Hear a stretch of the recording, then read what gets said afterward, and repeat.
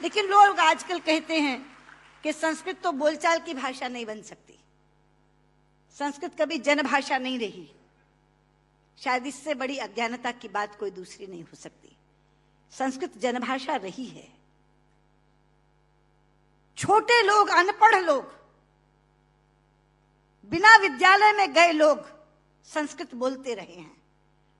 राजा भोज के काल में एक प्रसंग आता है कि राजा भोज एक बार अपने प्रजा का हालचाल जानने के लिए जंगल से जा रहे थे। सामने से एक लकड़हारा आ रहा था। उसने लकड़ियां काटकर अपने सिर पर रखी हुई थी, पसीनों पसीन था। राजा ने लकड़हारे को देखा तो तब संस्कृत में ही बातचीत होती थी, संस्कृत ही जनभाषा थी।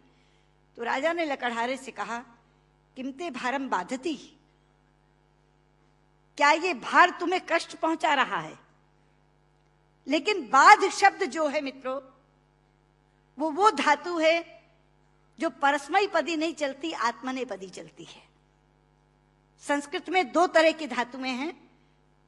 परस्मयी पदी चलती है बाधती, बाधता, बाधंती, और आत्मनेपदी चलती है बाधते, बाधेते, बाधनते। बाध शब्द जो है वो आत्मनेपदी में है। तो लकड़हारा जवाब क्या देता है? भारम न बाधती राजन यथा बाधती बाधते, कि राजा मुझे ये भार कष्ट नहीं दे रहा जितना आपके मुंह से बोला हुआ बाधती शब्द कष्ट दे रहा है, क्योंकि बाधती शब्द का अशुद्ध उच्चारण आपने किया है। ये शब्द बाधते होना चाहिए। भारम न बाधती राजन यथा बाधती बाधते। तो कौन कहता ये जनभाषा नहीं रही? ये जनभाषा रही है। लेकिन आज मैं शंकर जी से कहना चाहूंगी कि आपकी साउथ इंडिया एजुकेशन सोसाइटी पर एक जिम्मेदारी आई है, क्योंकि आज संस्कृत केवल कर्मकांड की भाषा बनकर रह गई। कल जब विश्व के लोग आएंगे और कहेंगे कि कंप्यूटर के लिए हमें संस्कृत के विद्वान दो, हम टॉकिंग कंप्यूटर बनाना चाहते हैं, तो एक विडंबना खड़ी होगी कि जिसे संस्कृत आती है उसे कंप्यूटर नहीं आता, और जिसे कंप्यूटर आता है उसे संस्कृत नहीं आती। इसलिए केवल साइटेशन संस्कृत में पढ़कर अपने कर्तव्य की तीसरी मत कर लीजिए।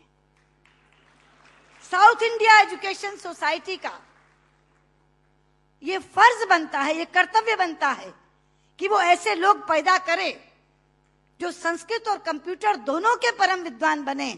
और उस समय जब हमारे सामने ये बोध आकर के खड़ा हो, ये विषय आकर के खड़ा हो कि टॉकिंग कंप्यूटर के लिए संस्कृत के विद्वान चाहिए, तो साउथ इंडिया एजुकेशन सोसाइटी कहे, ये लीजिए हम देते हैं जो संस्कृत के भी ज्ञाता हैं और कंप्यूटर के भी ज्ञाता हैं।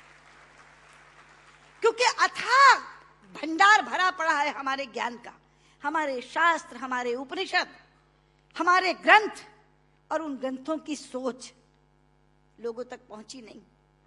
आज अभी शंकर जी अपने प्रारंभिक वक्तव्य में कह रहे थे, उदार चरिता नाम वसुधैव कुटुंबकम। ये संस्कृत जानने वाले की सोच है।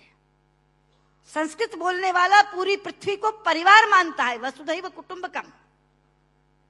संस्कृत बोलने वाला पृथ्वी को परिवार मानता है, और अंग्रेजी बोलने वाला विश्व को बाजार मानता है। और ये सोच का अंतर है, क्योंकि परिवार में प्यार होता है मित्रों, बाजार में व्यापार होता है,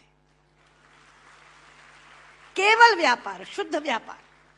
लेकिन ये कौन बताएगा लोगों को कि भारतीय संस्कृति में पूरी पृथ्वी को, पूरी वसुधा को कुटुंब मानने की भावना है। सर्वे भवन्तु सुखिना, हम तो सर्व की बात करते हैं। सर्वे सन्तु निरामया, सर्वे भद्राणि पश्यन्तु मा कश्चित् दुर्भाग् भवेत्। सर्व के कल्याण की कामना किसने की है? लोग अपनी अपनी बात करते हैं, लेकिन ये है वो भारतीय संस्कृति जो सर्व के कल्याण की कामना करती है।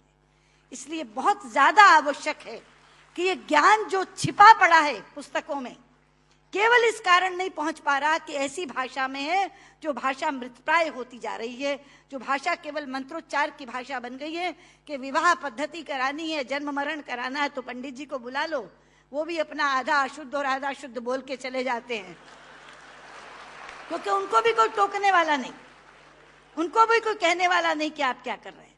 इसलिए साउथ इंडिया एजुकेशन सोसाइटी पर ये जिम्मेदारी आई है, आप इस काम को करें।